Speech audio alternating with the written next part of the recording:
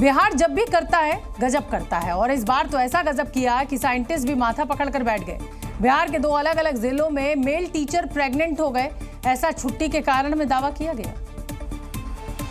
गजब सिर्फ छुट्टी लेने वाले गुरुजी ने नहीं किया, बल्कि उनकी लीव अप्रूव करने वालों ने भी किया और पुरुष टीचर को मैटरनिटी लीव की मंजूरी दे दी गई।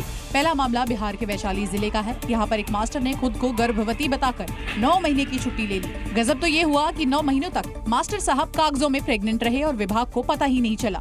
वो तो छुट्टी से लौटने के बाद गोद में लल्ला ना देख लोगों ने सवाल करने शुरू कर दिए। मैटरनिटी लीव मिलता है, महिलाओं को मिलता है जी, पुरुष को भी 15 दिन का छुट्टी मिलता है, लेकिन उसमें मैटरनिटी अंकित हो गया है। ये टेक्निकल प्रॉब्लम। मान लो टेक्निकल गड़बड़ी हुई तो क्या 9 महीने तक विभाग को पता ही नहीं चला। खैर अब जरा जमुई जिले का भी हाल देख लीजिए। यहाँ भी वैशाली की जैसा ही कांड हो गया है, क्योंकि गुरुजी तो बीमार थे लेकिन छुट्टी की वजह बताई मैटरनिटी और 18 से 27 नवंबर तक छुट्टी पर रहे, यानी एक और गुरुजी प्रेग्नेंट। वाह बिहार वाह, क्योंकि ये कमाल पहली बार बिहार के शिक्षा विभाग में हुआ है। चिकित्सा अवकाश का छुट्टी दी, लेकिन उसमें ई शिक्षा कोर्स में लिहारा मेरिटी मतलब मातृत्व अवकाश आप दिए हैं, तो इसके बारे में क्या कहना चाहेंगे आप? टेक्निकल गड़बड़ी के कारण, यानी दोनों जगह पुरुष टीचर की छुट्टी की वजह उनका प्रेग्नेंट होना बताया गया और चोरी पकड़े जाने पर वजह बताई गई टेक्निकल गड़बड़ी। मान लो कि तकनीकी खामी हुई थी, तो क्या वैशाली वाले केस में 9 महीने तक किसी को पता ही नहीं चला? उत्तर प्रदेश में गूगल मैप ने एक बार फिर लोगों को परेशान कर दिया। इस बार मैप पर भरोसा करना गुजरात की फैमिली को भारी पड़ा। ये लोग गुजरात से उत्तराखंड के जिम कॉर्बेट पार्क घूमने जा रहे थे, लेकिन कार गूगल मैप्स के गलत लोकेशन से भटक गई और कार बिजनौर की तंग गलियों में जा फंसी। काफी देर तक ये लोग पूरा बाजार परेशान रहा। इसके बाद स्थानीय लोगों ने कार को गड्ढे से निकाला। बताया गया कि कार हाईवे पर चल रही थी और तभी मैप पर दिखाए गए टर्न साइड पर इन्होंने कार मोड़ ली। गूगल मैप ने गलत दिशा का संकेत दिया तो कार हाईवे से हटकर नगीना के सबसे व्यस्त बाजार मजलेटा पहुंच गई और काफी देर तक वहां पर जाम और भीड़ भाड़ वाले इलाके में जूझती रही। वो गूगल मैप देख रहे थे तो गूगल मैप से ऐसा अंदर सिटी में डाल दिया पूरा, तो घूमते घूमते एक सिटी के बीच में पहुंच गए। खूब ट्रैफिक था, एक भैया थे और आप दोनों ने हमको ऐसे बाहर निकाला। कितने लोग हैं आपके साथ गाड़ी में? 6 लोग हैं। 6 लोग हैं। गुजरात के पालनपुर निवासी अतुल ने बताया कि वो अपने परिवार के साथ कार से जिम कॉर्बेट पार्क, रामनगर और नैनीताल जाने के लिए निकले थे। सही दिशा में कार चल रही थी, इसके लिए गूगल मैप का सहारा लिया जा रहा था, लेकिन गूगल मैप ने यहां उन्हें धोखा दे दिया। काफी देर तक जाम में फंसने के बाद स्थानीय लोगों ने परिवार की मदद की और फिर बाहर निकाला, जिसके बाद उन्हें हरिद्वार काशीपुर हाईवे पर नैनीताल जाने के लिए रवाना किया गया। अभिनेता मुश्ताक खान और सुनील पाल अपहरण मामले में फरार चल रहे 10वें आरोपी ने भी यूपी के बिजनौर में सरेंडर कर दिया। आरोपी शुभम अपनी मां के साथ कोतवाली पहुंचा।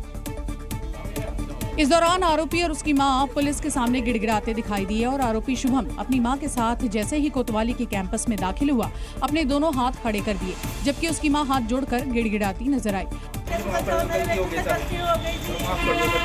आरोपी की मां ने प्रदेश के सीएम योगी आदित्यनाथ से अपने बच्चे को माफ करने की गुहार लगाई और फूट फूट कर रोने लगी।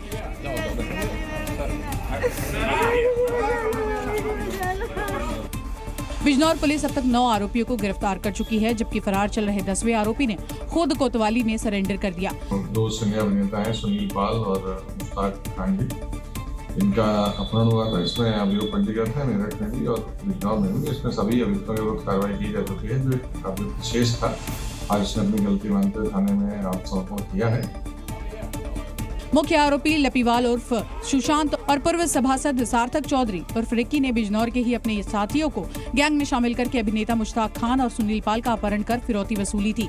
हालांकि सुनील पाल केस की जांच मेरठ पुलिस कर रही है, जबकि मुश्ताक खान का मामला शहर कोतवाली में दर्ज हुआ था। क्रिसमस पर जम्मू कश्मीर से हिमाचल तक जमकर बर्फबारी हो रही है। वादियां सफेद चादर में लिपटी हुई हैं, जो खेत खलियान, पेड़ और सड़कें सब बर्फ में दफन हैं। बर्फिस्तान बने मैदान और पहाड़ों की ये तस्वीर जम्मू कश्मीर से सामने आई है। ड्रोन से ली गई तस्वीरों में पूरा इलाका बर्फ की सफेदी में लिपटा नजर आ रहा है। आसमान से जमीन पर जन्नत नजर आ रही है, जैसे कि धरती पर कुदरत ने कोई कलाकारी कर दी हो, जैसे प्रकृति ने बर्फ से सफेद पेंटिंग, उस पर हरियाली के छोटे छोटे पौधे लगा दिए हों।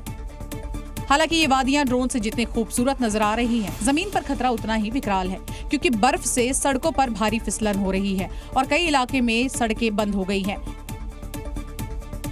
कश्मीर जैसा ही नजारा हिमाचल की हसीन वादियों का भी है। शिमला के पाइन से घिरे पहाड़ों पर जब बर्फ बरसी तो कुछ इस तरह की सुंदर तस्वीर नजर आई। जरा देखिए तो सही, ये पूरी वादियां कितनी खूबसूरत और मनमोहक नजर आ रही है। शिमला में पिछले कई दिनों से बर्फबारी हो रही है, जिसके बाद पहाड़ बर्फ से पूरी तरह से ढक गए हैं।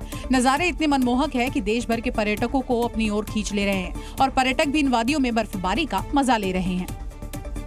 और यही वजह है कि श्रीनगर, शिमला और चोपता जैसे पर्यटन स्थलों पर भीड़ बढ़ती जा रही है। लोग बर्फबारी देखने के लिए दूर दूर से पहाड़ों पर पहुंच रहे हैं। धरती का स्वर्ग कहे जाने वाले कश्मीर में मौसम का मिजाज बदल गया है, जिसकी गवाही सोनमर्ग की ये तस्वीरें दे रही हैं। यहाँ पर लगातार हो रही बर्फबारी से एक ही रंग दिख रहा है।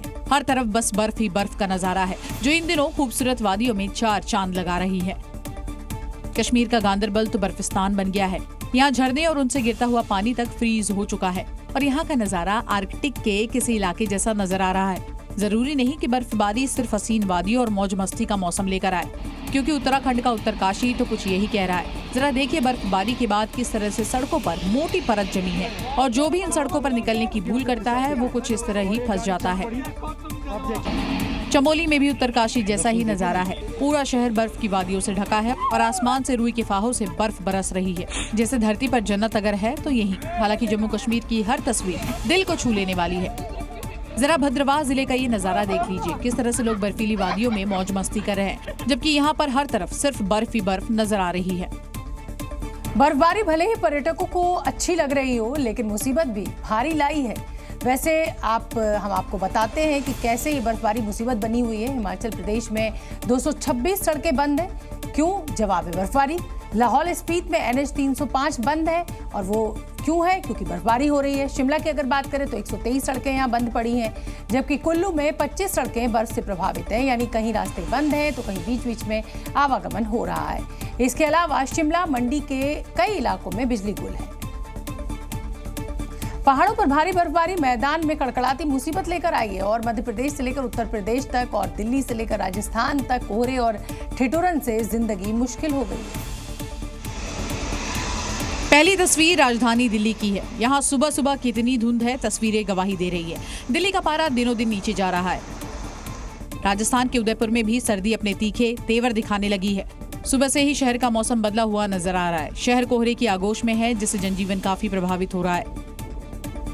राजस्थान के राजसमंद जिले में कोहरे और ठंड का कहर देखने को मिल रहा है। कोहरे के साथ ठंडी हवा चल रही है, जिससे शहर का पारा और भी नीचे चला गया है। अब जरा मध्य प्रदेश के शहरों का भी हाल देख लीजिए, जिसकी पहली झलक शाजापुर जिले की है, जहां लगातार 3 दिन से कोहरा छाया है। कोहरे की वजह से सुबह के समय विजिबिलिटी काफी रही और ठंड के चलते लोग घरों से भी बेहद कम निकल रहे हैं।